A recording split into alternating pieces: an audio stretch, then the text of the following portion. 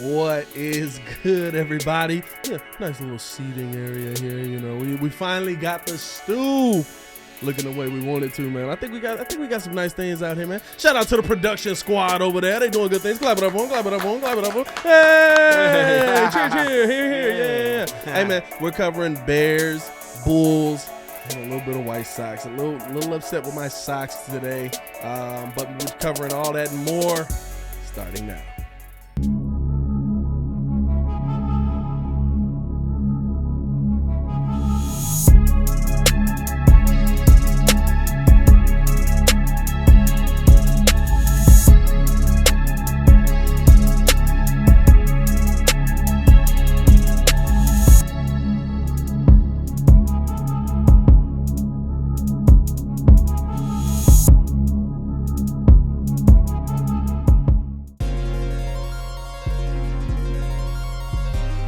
So, are the Bulls a top 5 team? You know what? This is actually an interesting question. Like before, I feel like it would have been, I don't know. Like, do y'all think like even before, is this a no-brainer? Because to me, like when we're talking about what the Bulls are right now, we're talking about a team that is,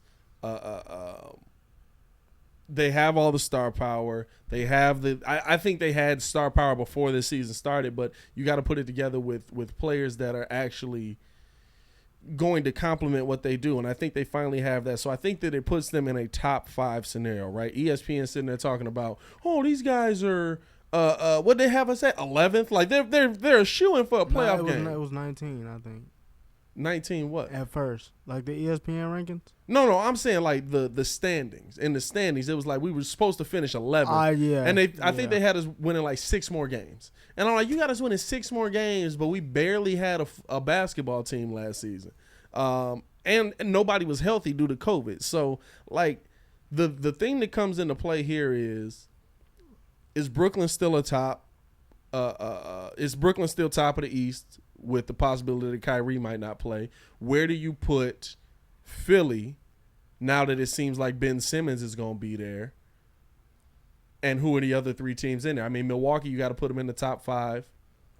So that's 3 teams there. You got real smoke with Milwaukee, Ringo. I'm not going to lie. You've been going at Milwaukee real hard. So I mean, if I was going to say are the Bulls a top 5 team, I don't see a reason why they wouldn't be, but I didn't see a reason why they wouldn't be before all of this get here. Now, saying all of that, it's kind of like, where do you put them in the top 5? Like, are they 5? Are they 3? You know what I'm saying? What y'all think? I think that they go to 4.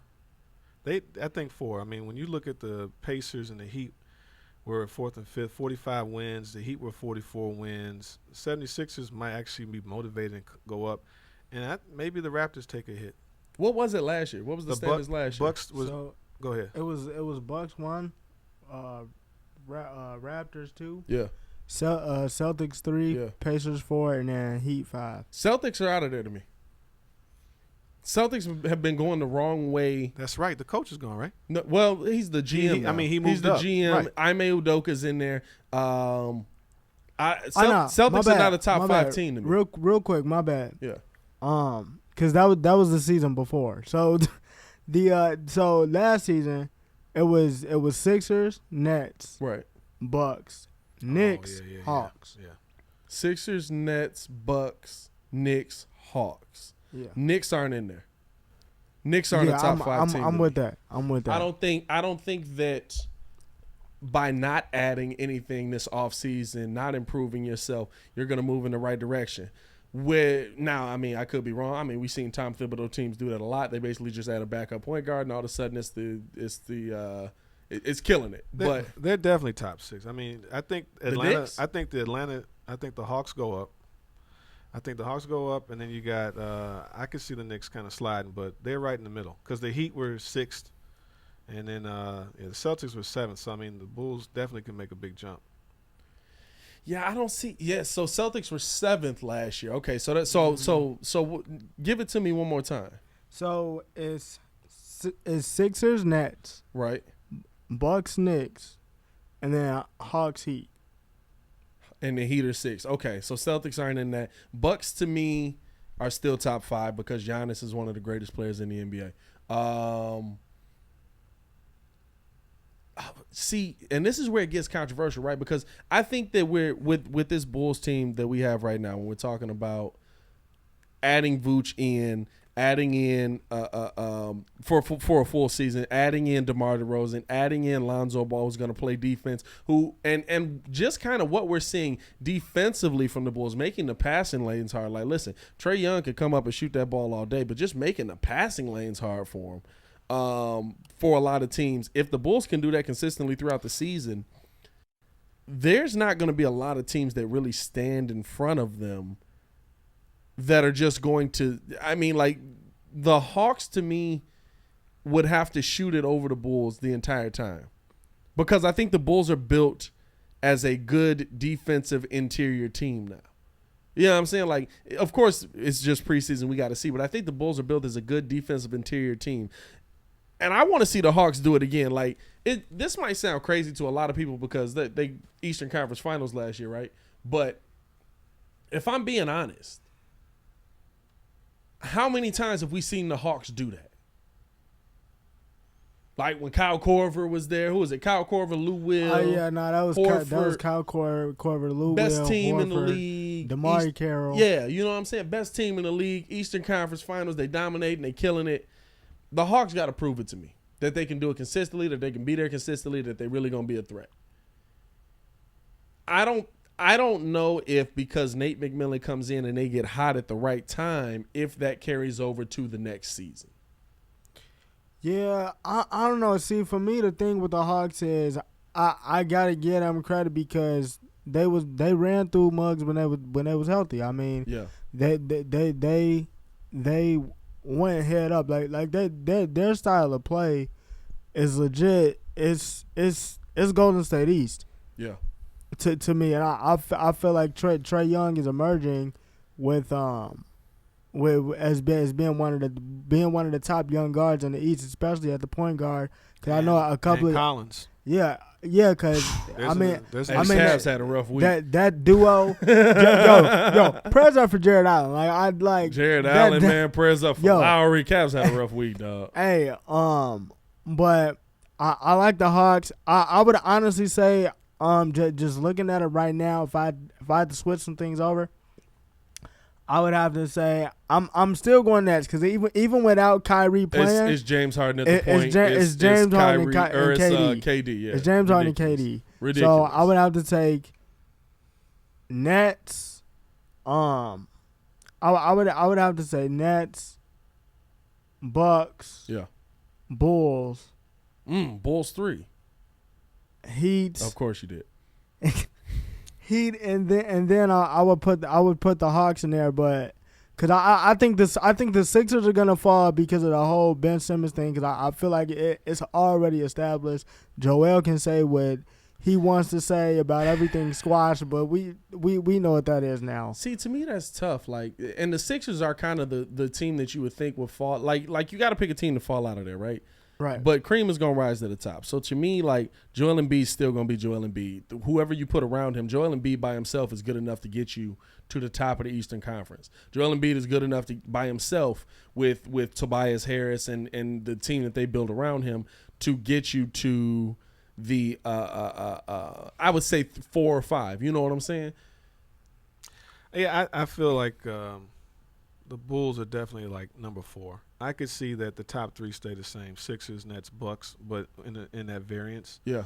And then you could see Chicago making that. It's more like 4 or 5 because Atlanta moves up. To me, yeah. Atlanta moves up. The Knicks make a drop a little bit, and then the Bulls are like right there. So because the interesting thing you got to take into account with the Bucks, because Ringo got real spice with the Bucks. I'm not gonna lie. The interesting thing you got to take account into with the Bucks is that in a 7-game series, do I think that the Bulls can beat the Bucks? It's yet to be seen. But I can't just go against the champions. But I think we match up better. There's no one that's gonna stop Giannis.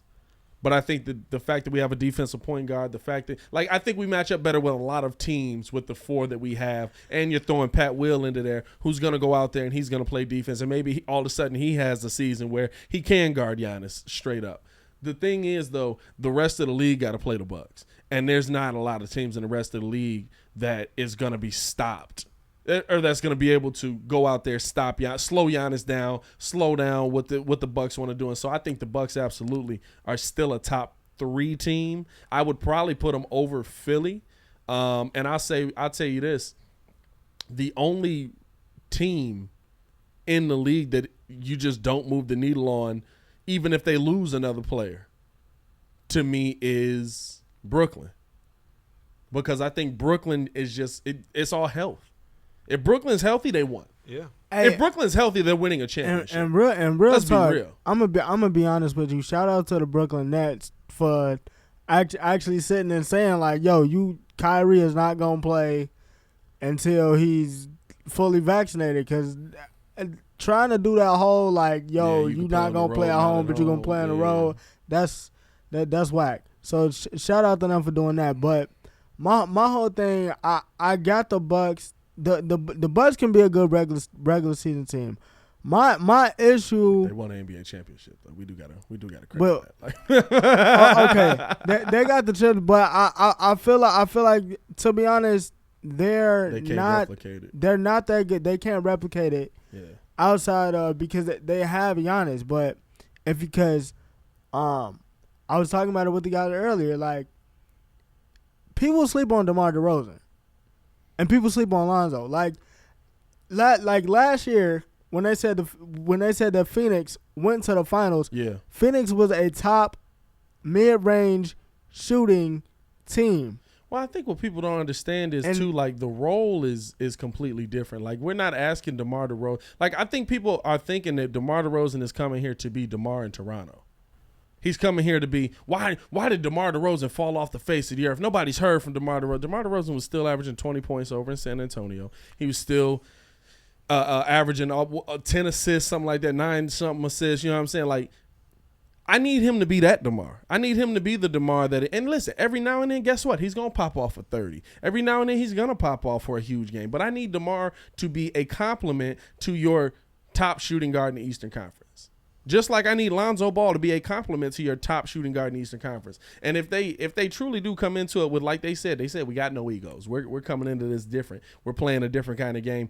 Everybody's unselfish. Sometimes it seems like even in preseason they're a little bit too unselfish, in my opinion. You know what I'm saying? Like somebody take the ball. But the thing that the Bulls are going to have to work on, and the thing that's going to make them that top 5 is that you know who your stars are, you know who your key players are, and if they keep that identified and nobody else gets ahead of it, you know what I'm saying? Like, yeah, Zach LaVine should be going off for 25 to 30 points a night. Nikola Vucevic should be going off for 25 to 30 points a night. It's a nice team, man. Lonzo Ball should be getting to, like that. Those are the things that are going to make this team a top 5 team. And if you look at it from that aspect, like now you start putting them up against the other teams. How do you match them up against Philly? You know what I'm saying? Like I've seen the tape on Vooch versus Embiid. Yeah, Embiid be giving it to Vooch, but Vooch be giving it right back. You know what I'm saying? I've seen DeMar versus Tobias Harris. I've seen Lonzo go up against Ben Simmons. You know what I'm saying? Like I like how that matches up. We got a good team. There's no getting around that, and they can basically get better. I mean, for them to be that young of a squad. And how old who's the oldest guy? Is Vooch what, 30? Vooch is the oldest guy. He's 32 right now. And Zach and those guys are like 26. 26. Zach is 26. Yeah. Lonzo's 24. DeMar is 32, right? Yeah. DeMar might be 31, 32, something like that. And I think Lonzo's like 25. So you got at least a good 3 to 4 years with this squad at their peak. And core. this is credit to AK on how he built this team. Like I was saying this in some previous videos, like he built them to win now, but he also built them to win in the future. There's people talking about you leveraged your first round picks. How could you lose this? Listen, the picks that you do have, guess what? Ayo looks like he's already ready, NBA ready player. Maybe not an NBA ready star, but he's an NBA ready player. Marko Simonovic, I want to see more of him, but if he's able to play, those are your second round picks. And they're 19. Yeah. Pat Will cannot buy liquor in America yet. Right. You know what I'm saying? Like, if he's going to take that next step, so you're talking about 3 draft picks possibly that AK has already put in place that could absolutely be the reason that the Bulls are not only good now, but by the time Zach is 30, Lonzo's 30, DeMar and Vooch are moved on, Now you got P. Will and Io coming up, and hopefully Seminovich as well. Right. Yeah, and the thing is too, I feel like if you look at the bench, everybody that's on the bench or has a role in the starting rotation has been in those big games. Yeah. So there's this roster is also experience. young but experienced. Yeah, a lot of experience. Yeah. Absolutely. Listen, man, I want to know how you guys feel. Let me know in the comments below as well. What are you guys thinking on the Bulls tip, man? We're going to get into a little bit of White Sox talk. I hate to do this, man. But we got to talk a little bit of Sox because they just got eliminated today. We shooting this on, what's today? Tuesday, right? Yeah. Tuesday. So we shooting this on Tuesday. Just got eliminated. Let's get into it.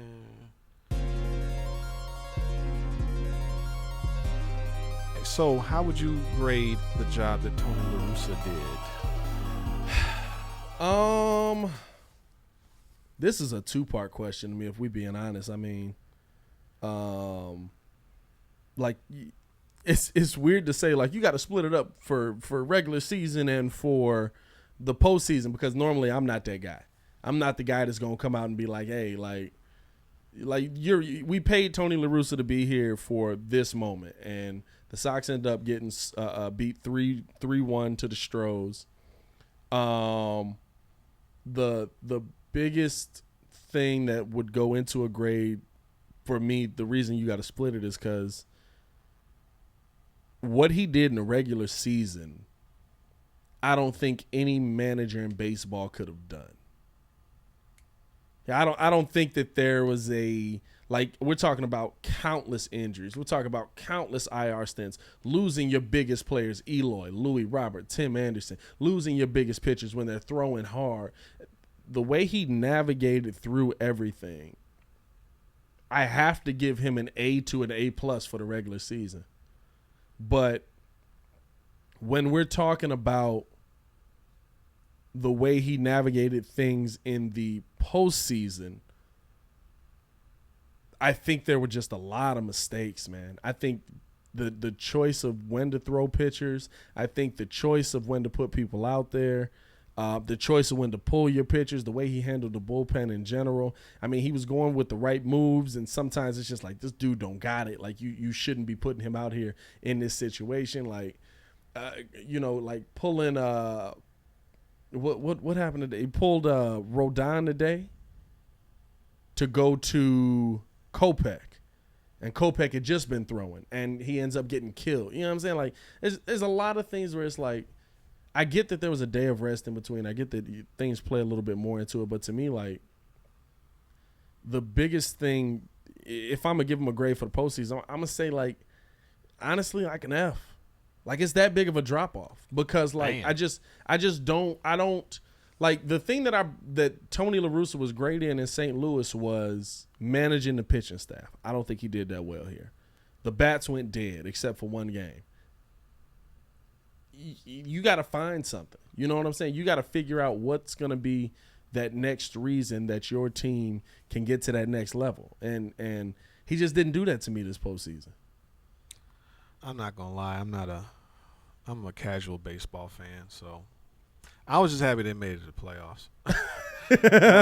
I'm that guy that's got if we got the Cubs and the Sox, that means I have two teams that can make it to the World Series. That's this guy. He'll a be Chicago. fired by next week. Don't worry. I'm guys. a Chicago fan. Hey, real quick, did y'all see the vid on Twitter where the guy, he's talking to the dude about going to the Sox game? He was like, "No, I saw you at the Cubs John game." Cusack. Yo. Yeah. White Sox Dave going at John Cusack. Hey, listen, Cusack. we gotta stop doing that. Yeah. You got to stop running on random people to check them. I mean, listen, what you like, Ringo? What'd you think about grade wise? Tony during the season, Tony postseason, or are you putting it all together? I mean, Tony in the first half of the season was great to me. I mean, I really couldn't watch any of the Cubs games because of the deal that they made, the TV deal. But the first half of the season was great. I feel like it started to kind of go, like, you kind of felt it go down after the whole your mean Mercedes thing. Yeah. After that, I mean, it just still a lot of wins. After that. Still a lot of wins after, but it just didn't hit the same. Like his management was kind of off. And if you look, I got the home and road splits. I do got the home and road splits. So What you got for at me? home, the Sox were 53-28, and they had an away record of 40-41. Actually, so under 500. I actually thought they were. I actually thought that they were over, but then if you look at it, So they were 40-41 on the road. That's not bad though. yeah, That's not bad. I'm not mad at that. I think he did an excellent job managing through the season. To me, I feel like the postseason, however, I feel like questionable decisions. Like on the drive over, we talked about it. Lance Lynn, fastball pitcher, going up against a really good fastball hitting team. Yeah. I don't think you start him. I think you start Gio in the first game. Absolutely. I agree with you on that. After that, and the fact that he's 0-5 in that ballpark. Yeah, which was crazy. Like you gotta at that point, I feel like analytics and all that other stuff play a role. Then I'm looking at it from the standpoint of you have enough relievers to where you didn't have to throw a starter out there. Somebody Kopech could have gave you 3. Like Kopech was nice in game 2. I would have started Kopech for 3 innings, and then just let the chips fall where they may. But let's get it rolling like this, and maybe you got a shot. Yeah, it's interesting to see kind of like. It's interesting to see. It's sad to see where my Sox are going. I feel like all the pieces are there. I feel like they're in a good position moving forward.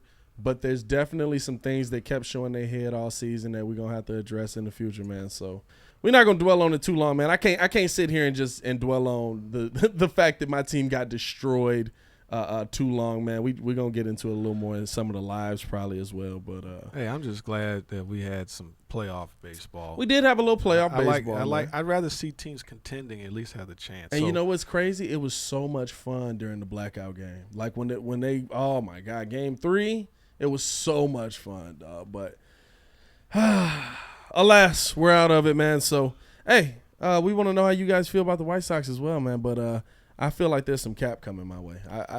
Ringo be coming up with the cap or no cap questions if y'all don't know. So there's some cap coming my way for sure. All right, and now it's cap, no cap. Cap or no cap? We are too excited for the Chicago Bulls from what we've seen from them in preseason. That's a good question. I'm not gonna lie. Are we too? You know what? I'm gonna say cap, and I'm gonna say that for this reason. It is okay to be excited about your team being good.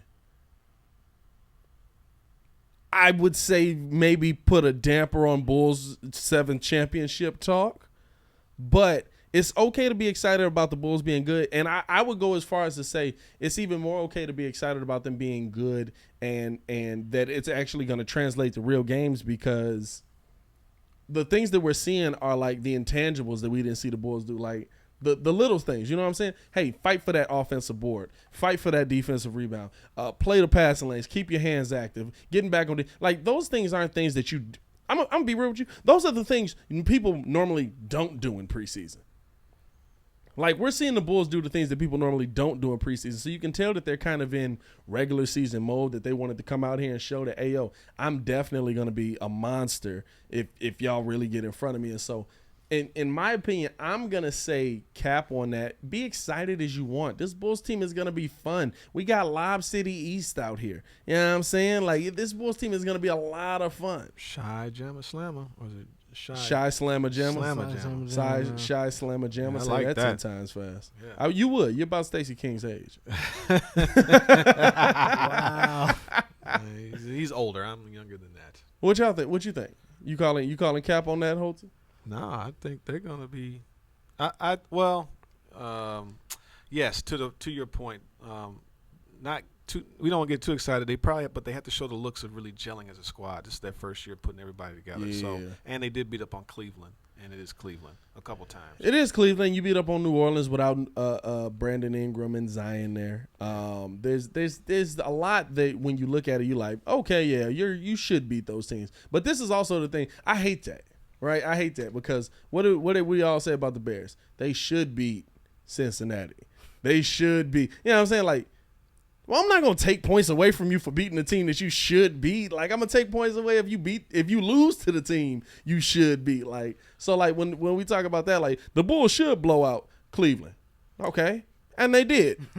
We should be excited about that. Like, you know what I'm saying? And Cleveland came back, and Cleveland should compete the next time because they got blown out the first time. Guess what? They did. And the Bulls still came out on the winning side of that. Like, I'm going to be real with you, in the NBA, that's what tests you a lot. Like, it's not beating the team the first time because a lot of times you can catch a team off guard with what they're going to see. It's if you can keep beating them. Yeah. Because now I know Lonzo Ball's going to do this. Zach LaVine want to shoot. Like, if the Bulls, I'm gonna tell you what'll really impress me. If the Bulls come out this season and they sweep the Knicks, because you don't see a lot of teams beat Tom Thibodeau twice. I think it's doable. I think it's absolutely doable. It's doable. But I would be I wouldn't be surprised, but it would show me that this team is serious. And that they are really making an impact in the league. Now, of course, there's other teams you got to beat, but I don't see you're not going to beat the Lakers twice more than likely. Like they're that kind of team. You're not going to beat Brooklyn twice. You might sneak one. You're not going to beat the better teams. You usually don't beat twice, but the teams that literally like Tom Thibodeau got a chip on his shoulder. If he's absolutely going to come out and say he's got 2 games circled, maybe 3. Well, does he? I mean, Garpax is gone. Oh, he still want to beat the Bulls though. Yeah, but I feel like that's was that a Garpax thing? Does that transfer to New Orleans? I'm just because saying. Gar Foreman's down there now. Does he just come out and I dominate I New would Orleans? think so. Yeah, because Well, that's right. Is Paxson still? Paxson's still a part of it. Is he an advisor? He's an You know advisor, what? right? You know what's crazy? Yeah. So what's crazy is, are y'all starting to feel better about Paxson? Like, are you remembering that? Like, yeah, he did win us our what was that? Third championship? Third championship? No, I mean I can separate Paxson the player from Paxson the GM. See, I never could. And I think actually my thing with Paxson is that Derrick Rose saved his career. They should have been gone a long time ago when they got because he built a baby, Pistons team. Yeah. And I mean Pat Riley definitely kind of changed the game by taking Bosh, which they wanted to get Wade, which would have been a whole different squad, but he did okay. They didn't want to get Wade. They could have traded. They wanted Wade.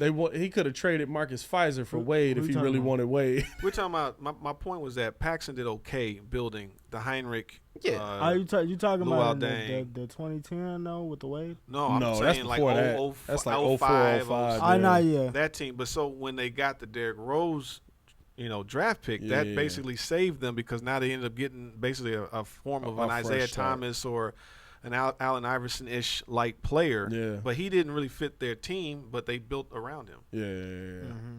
What's the next one, Ringo?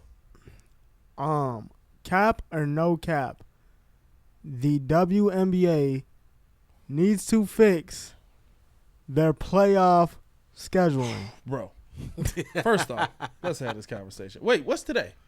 Are they playing right now? Tomorrow. Okay. All right, cool. I'm here for you, right? Let's have this conversation. Ladies, I want this to be a solo clip too, because I want to support the WNBA because and not because it's the right thing to do because it's equality for women.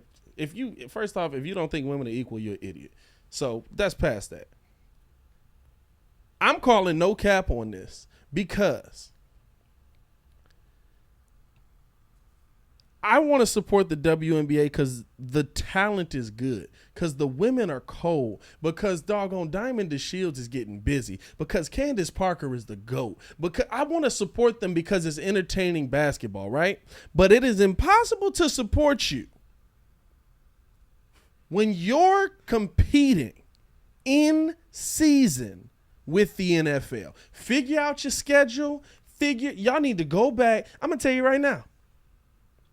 The White Sox, who are in the playoffs, scheduled their games so that, who were in the playoffs.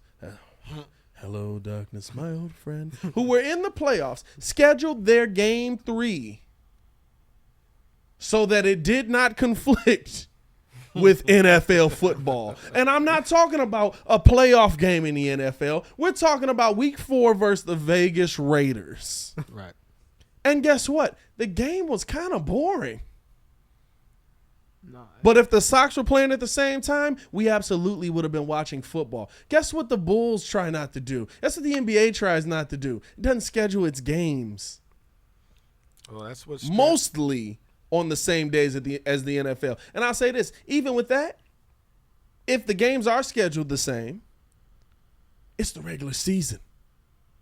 We're not competing in the playoffs with the NFL. Like, we're talking about playoffs. Playoffs? I just hope we can win a game. You lose in WNBA. Finals. We're talking about the WNBA finals. You're scheduling it at 2 o'clock on a Sunday. Are you nuts? And the crazy thing is, so I'm not gonna run down the lineup for both teams, but it's the golden lineup. These are the players on both the teams. Courtney Vandersloot. Yep. Allie Quigley. Yep. Candace Parker. Yep. Diamond DeShields. Yep. Tiffany Dawson. Yep.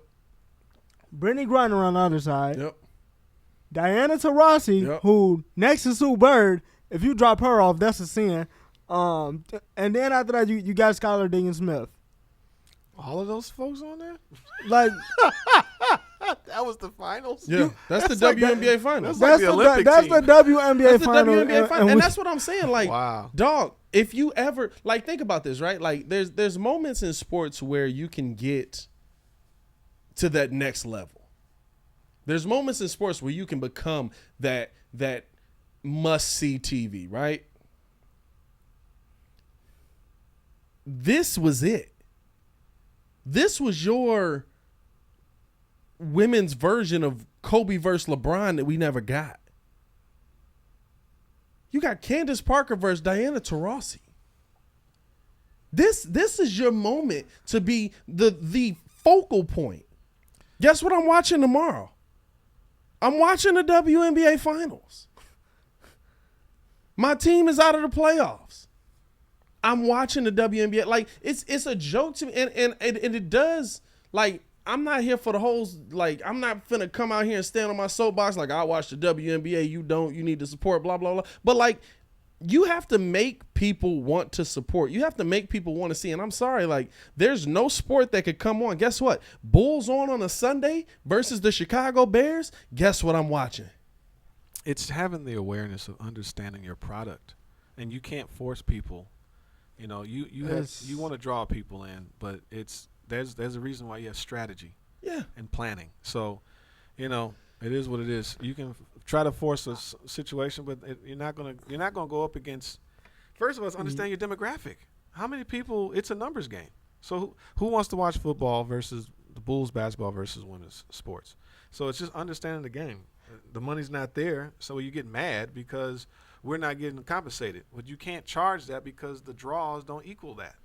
Yeah, I mean, and the only way you're going to get the draws to equal that is if you put it on when people are at home and watching and not when something else that's just bigger. Like, that's like even at its smallest sense. Like, I know not to post a Bears video talking about the Chicago Bears when Matt Nagy goes live talking about the Chicago Bears. You want to know why? Because look, Matt Nagy's talking about the Bears. Y'all care more about Matt Nagy than you do about me.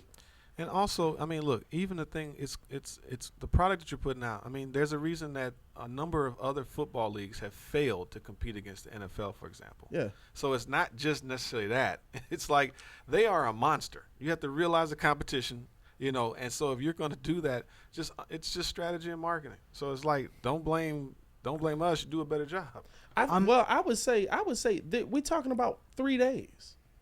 Hey, if your WNBA finals are this time of year, I'm not telling you change when the schedule is. I'm not telling you change when the season is. I'm telling you to schedule your games better. If your WNBA finals are right now and they should be the first thing on ESPN, guess what you do? You don't schedule a game on Monday. You don't schedule a game on Sunday. And you don't schedule a game on Thursday. You telling me with 4 other days in the week, you can't figure out how to play 7 games. Yeah.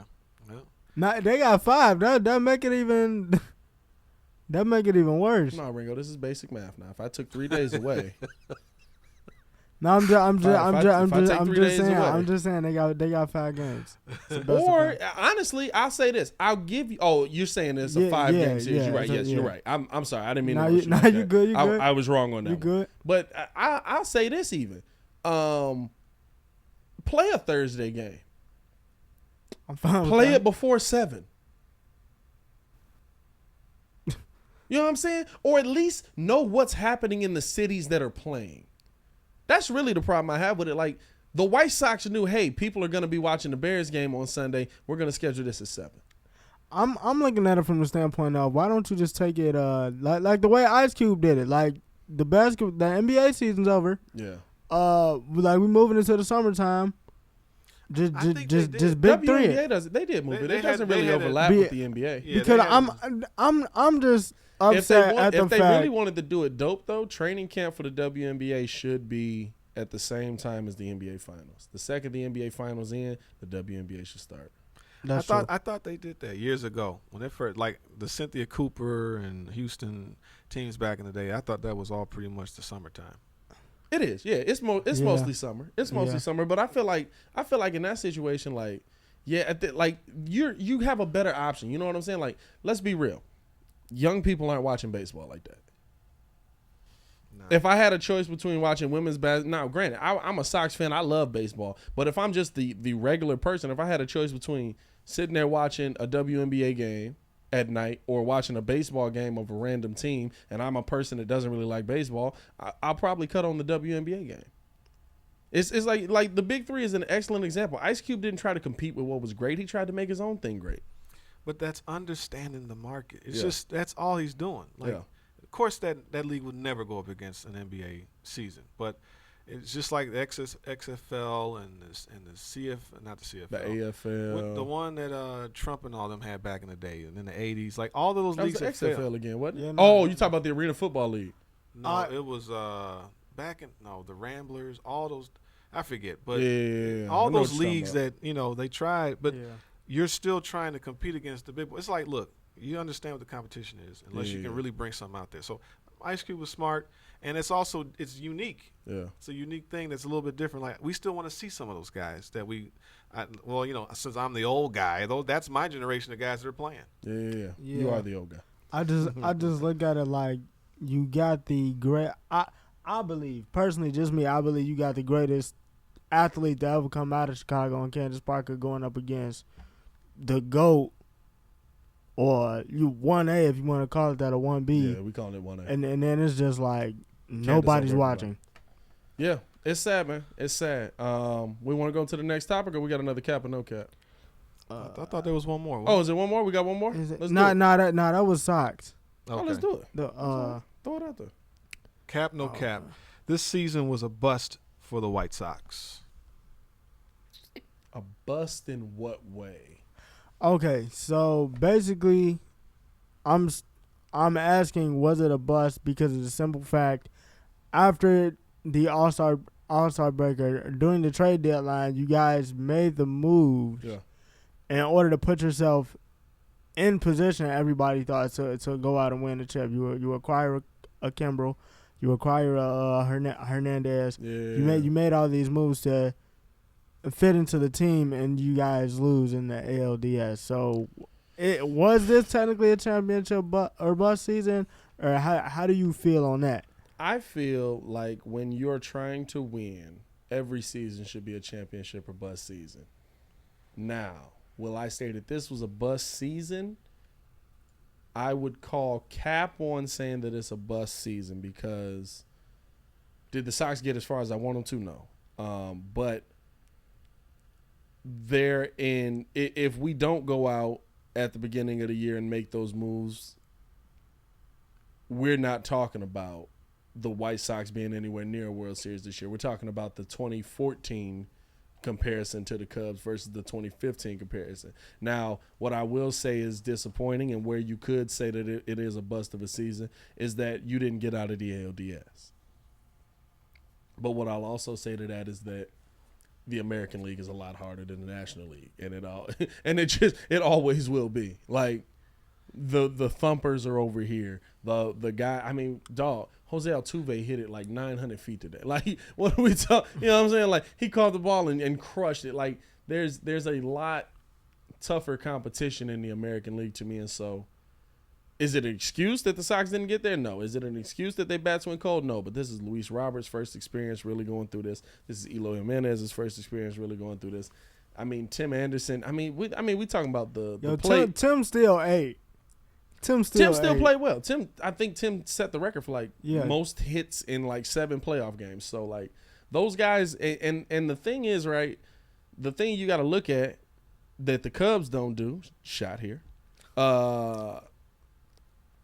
everybody's locked up. Eloy going to be here. Louis going to be here. Tim's going to be here. Your pitchers are going to be here right now. Lance Lynn is here for a couple years. Jose Abreu is going to be here. Yaz kind of made me upset this in this series. So Yaz don't got to be here to me. But Yaz going to be here. You know what I'm saying?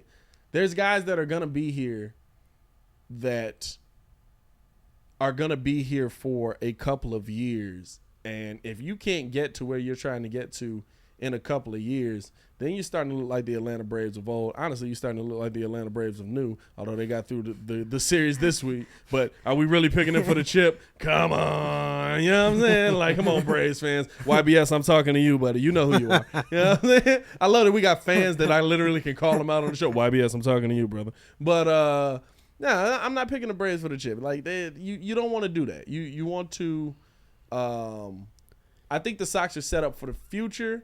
I think if we had to pick this season alone, you might be able to, but I'm not going to personally call it a bust. That's all we got? That's good? Yeah. That's it? All right. Hey, let's move on to this last topic, man, because listen, y'all. Listen. Come on. Look at me. Yep. This is my camera right here? Yeah. Come on. You know what I'm talking about. Bears versus Packers. Bear done. Let's get into it.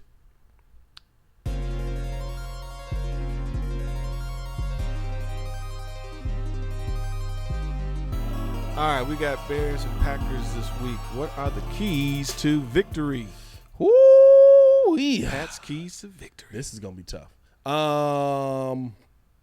Keys to a Bears victory versus the Packers. Do everything you can to keep Aaron Rodgers on the sideline. And I'll say this. Do I think that the Bears are going to win? That is a tough pick. But I did pick it before the season that the Bears are going to win, and so I'm going to stick with it. Which will put us at 4-2, by the way. Crazy. This is a huge game for the Bears because you got the GOAT next week down in Tampa. Here's my thing. Don't send more than 4 people to try and get Aaron Rodgers. Because if you do, Devontae Adams is going to have a field day. I understand that you can't just let Aaron Rodgers sit back there all day. He'll pick you apart, blah, blah, blah. The plan for the Bears needs to be the exact plan they went in on with the Vegas. The Vegas? Can you say that on TV? The Fakers. The LA Vegas Raiders. The what they went in on the Raiders with. Because if you are running the ball, killing the clock, do I think you can score 20 and be good? No. You're going to be in trouble in that situation. But if you're running the ball, if you're killing the clock, if you're keeping the quarterback on the sideline, and you're keeping your defense rested, you are going to have an easier time trying to beat this Packer team when it comes down to the end of it. You have to turn this into a ground and pound, grimy kind of game if you're going to beat this team. Because if you try to blitz Aaron Rodgers, he's going to step through. He's going to pick you apart because you're not going to have enough people back in coverage. If you allow him to sit back there all day, this is going to be – listen, this is Khalil Mack and Robert Quinn's game. Y'all got to get there. You got to get home, and you got to get home with 4 people. Figure it out. I think that it's going to be like the Rams game. They're going to think it's going to get ugly like that? I think, yeah, because they do that all the time. It's going to be like a bend, don't break. They have the thing is you can't do what you did against the Raiders with them, right? So you have to – they might – this actually could be the trick bag game where they might show you something with Justin Fields. Yeah. And they've been waiting. Like, they doing the running game, which is good. Yeah. But I feel like it's one of those, like, you know, until the defense gets tired, that's what we're going to have. Like, 14 points is not going to beat this game. This team. You're going to have to score 28 at a minimum to win this game for sure. What's Packers stat? Because Packers are ranked what defensively right now? Let's look that up. Stat team. Shout out to the stat team man, over there. You know, it's the same as a production team, but shout out to them. No, because to me, like if you can come out and you can Like, I don't think – I do agree with you. You have to score 28 points. But I think that the problem that the Bears have is that they go 3 and out too often. And that allows Aaron Rodgers to be on the field. It gives him more opportunities to kill you. Which gets the defense tired. But you have to like it has to be that simpatico relationship that we saw last week. Has to be, yes, there's plenty of time for the defense to rest, but also when the defense is getting on the field, they are dominating when they're on the field. When they're getting on the field, they're out here attacking quickly. They're getting to Derek Carr. They're getting to, and this week it would be Aaron Rodgers. You know what I'm saying? Like, that's what's going to be the thing that the Bears have to look at, especially like a go-to, because if you don't get to Aaron Rodgers and he's allowed to stand back there, I'll say this. It's going to be 3 people who have to show up. None of them are on offense. I need to see Khalil Mack. I need to see Roquan Smith. And I think Robert Quinn is indicative of that. Like, if Khalil and Roquan are doing good, Robert Quinn's going to get some hits. And I need to see Jalen Johnson. This is the first time we're going to see Jalen Johnson going up against not just the number 1 wide receiver, but arguably the best wide receiver in the NFL. Now, I still put D-Hop above him, but, you know, some people have that debate. So the Green Bay Packers are ranked are actually tied 20th with the Tampa Bay Buccaneers in defensive rating this season. And the Bears are number 9. Bears are ninth ranked. Yeah, the Bears leading the league in sacks. Yeah, right now. I mean they're leading the league in sacks. Bears killing it right now. I mean they could basically come in there and I mean, if we're looking at it here, Packers 12th in the rush, 12th in passing yards allowed. Oh no, I'm sorry. Hold up, I'm tweaking. That's Bears. My bad. Packers 11th in the rush, 10th in passing yards allowed. So it's gonna be tough for the team to It's going to be like the Packers defense isn't like, oh my God, you should be able to gash them. Like, we knew going into that game last week that the Bears, if they didn't run the ball, it was going to be a cardinal sin. But the Raiders were 18th. And absolutely. Yeah. So I mean this is a winnable game. This isn't like days of yesteryear. They can beat these and guys. I think that the things that the Packers do are struggling with, the Bears do well defensively. Now the question is going to be, listen, I'm going to tell you this right now. If Justin puts up another 111-yard game, we lose. Go ahead. Oh, I was going to say I don't think I'm with Joel on the sense of I don't think it's going to be another 111-yard game. All for the simple fact you have to like on the injury report, they have 2 of their starting DBs out. Their number 1 DB is Stokes, who, by the way, we saw Jamar Chase cook that man for like 159 yards last week and 2 tutties. Yeah. So it's doable. Like their starting linebackers out. I know they're getting Jalen Smith back. If not for is this he playing game this week? No, Is he gonna be able to clear it? Because I know with the COVID protocols, you can't just get traded and show up in there. Nah, I think he's on the same thing with Stephon Gilmore. He can't actually show up till week 7. Okay. That's a big thing too.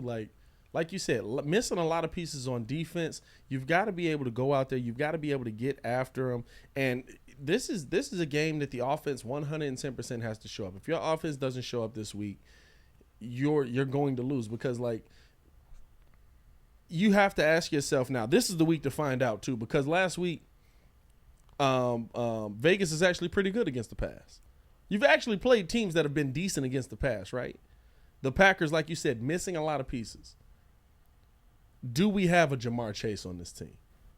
Do we have a number 1 wide receiver that's going to torch the other team? Not just going to have a good day. That's going to torch the other team. That's going to come out and have 15 catches. That's going to come out and have 2 touchdowns. Do we have that guy? Is that guy Allen Robinson? And I'm not saying that Allen Robinson can't be that guy. I'm saying, is he that guy for Justin Fields? Is Darnell Mooney that guy? Is Cole Kmet going to be that guy?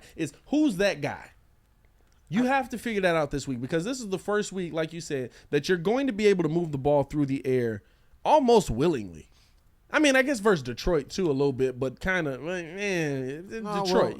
Dog stomped them. Yeah, we didn't see a lot of that against the Raiders, but I think they're going to take more chances with Green Bay, and they might actually give us what I've been wanting is just some play action. Like I'm seeing some things. This is incrementally better. We know we have a rookie quarterback, and I understand he's still growing. He's still not there. So but he's not killing us. But they might do some things that really surprise the Packers. How much is going to be too much for Bill Lazor?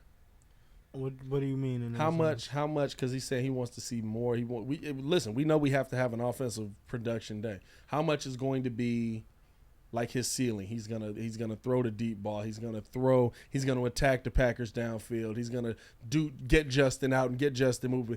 Justin's gonna have a 25-yard like what's gonna be the thing that he's like, no, I'm not doing that. Maybe a design run, like dude, just or Well, we saw the design runs. Let me rephrase don't work. that. It's not that. It's my thing is just being able to take a 3rd and 7 and make it a 15-yard run. Yeah. And then now next thing you know, you're in the red zone, and now you got easy touchdowns because you have that ability to stretch the field.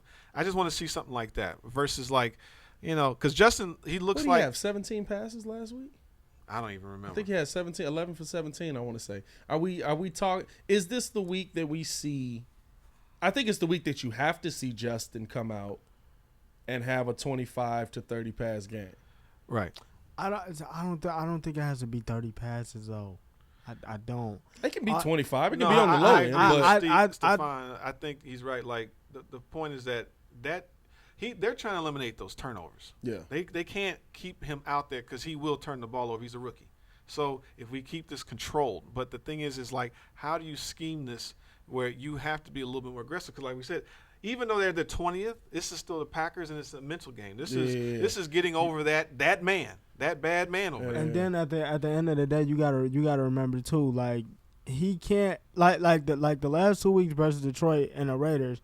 Yeah, I'm not taking a 14-9 game knowing that Aaron Rodgers is sitting on the other side and there's 2 minutes left, and I think I got this. I don't back. think we see much of Mason Crosby this week. No. I don't think we see much Mason Crosby this week. I'm not gonna lie to you. The check downs. I think the check downs will be there. I think the over the top stuff will be there because I think Stokes is good, but I don't think he's totally figured it out. So I think Mooney will be able to beat him on some deep balls. I think we will see a lot more Jesper Horsted, but I think dare we say a Cole Kmet? Well, I'll say this: it's not about the draft picks. It's not about where they are. It's not about who they were supposed to be. Right? It's about who Justin likes. Because now every pick before this is irrelevant. Right. Every offensive player before this is irrelevant. We're just excited because he likes Darnell Mooney. Like that's his boy. Right? You know what I'm saying? But, like, if he doesn't go to Cole Kmet, guess what? Cole Kmet's not a part of this offense. Mm-hmm. You find the guy that is. If that guy's Jesper Horsted, guess what? Jesper Horsted's a part of this offense. Figure out how to get him paid. Or Jesse James, if he comes back and he's a part of, you know what I'm saying? Like, now it's about, because you have now, before all of this, you were doing the Andy Dalton experiment. The Andy Dalton experiment seems like it would have worked. The Andy Dalton experiment might get you to a certain point. But you were doing the Andy Dalton experiment. Andy was going to play with whoever was out there. He's going to throw to whoever has the X above their head when the route is open. You know what I'm saying? But with Justin Fields now you're figuring out, hey, who are the guys that Justin likes? Who are the guys that Justin wants to go to? Who are the guys that Justin wants to see out there on a consistent basis? Because, listen, there's a reason that Travis Kelce and Tyreek Hill are out there with Pat Mahomes. He likes them. There's a reason that Sammy Watkins was re-signed by the Chiefs. He likes them. There's a reason that Hollywood Brown caught that game-winning – killed me in the fantasy. Caught that game-winning touchdown to end the game. Because Lamar Jackson knows at the end of the day, I want to go to Hollywood. Well, yeah, this is his team. He's growing, and this is the year of, like you said, you're figuring everything out. Yeah. He's growing. I think he's growing. Every game he gets is more experience. It could, like, where's Marcus Boone at? I just shout out to him where he teasing me because I've been starting Justin Fields and he's been killing me in fantasy. Yeah, I got a tie.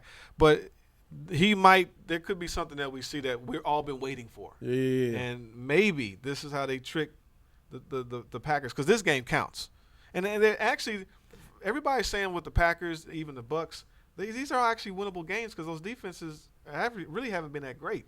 So I think they're both very winnable. I think the thing with the Bucks is the Bucks are gonna run the score up on you, right? But Hey, if you Tom get to looking Tom Brady, like Tom not even looking like Tom no more. I don't know who Tom looking like. but the 16 Bears, tutties and 2 interceptions. I don't know who Tom looking like. Tom not even looking like Tom right now. Tom looking like Patty. He said, let me do this Patty Mahomes impersonation for this season. Let me put up 50 on these mugs a game. Hey, he's had what? Ain't they had like 3 50-point games already or something like that? Or close to? Nah, it's been close Like, too. it's but he's ridiculous thrown what like they 5 do. tutties in like 3 games. But again, it's not about who you play. It's about when you play them.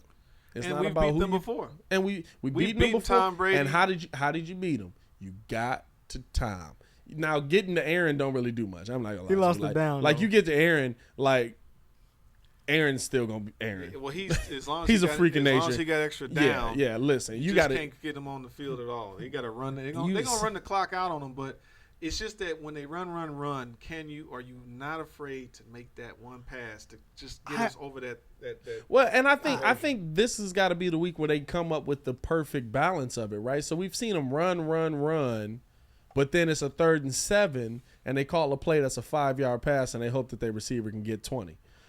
This is the week that you have to say, hey, if this is 3rd and 7, by the way, offensive line, how about we not move before the play? That'd be great. This is the week that you got to say, run. Hey, let's get this pass of 15 yards right here. Let's attack these mugs here. Let's have that Lamar Jackson set there where Justin drops back, surveys the field, looks down, sees if anything's open, and then possibly takes off. That's kind of what you have to do this week, because it's like you said, we have to score 4 touchdowns. I don't care how we score them. I don't care if it's 3 offensive touchdowns and 1 defensive. I don't care if it's 2 offensive touchdowns and 2 defensive. We have to score 4 touchdowns. Green Bay is at home, right? No, Bears are at home. It's in okay, Soldier Field. Right, every other week. Bird down. Oh, Yep. yeah. Well, The Bears. Hey, man, we want to know how you guys feel, man. Let us know in the comments below. Lot of great content coming y'all way. Shout out to the production crew. Shout out to the squad. Appreciate y'all. Man, we doing great things over here, man. We appreciate y'all for tuning in and rocking with us, man. As always, man, make sure to like the video, subscribe to the page, check the links in the descriptions below, not only to sign up with FanDuel, but also to check out some of this merch, some of that Breeze merch. Now, don't look at it. Now, I mean, look at it on me, but you know, I'm working on it. I'm getting it together. You know what I'm saying? But hey, cop some of this Bulls merch for the upcoming Bull season. We got Bears merch for the Bears season. I see y'all trying to laugh, trying not to laugh because I'm fat. That's okay. I can't laugh neither. Hey, look, yeah, exactly. Ringo, shut up. Ringo out here. Muzz don't know. Ringo is out here in phenomenal shape. He's killing the game. We appreciate y'all for tuning in and rocking with us. As always, man, it's your boy Pat the Designer back at it again. Hey, yo, Petty, where you at? Y'all stay safe out there, Chicago. Peace.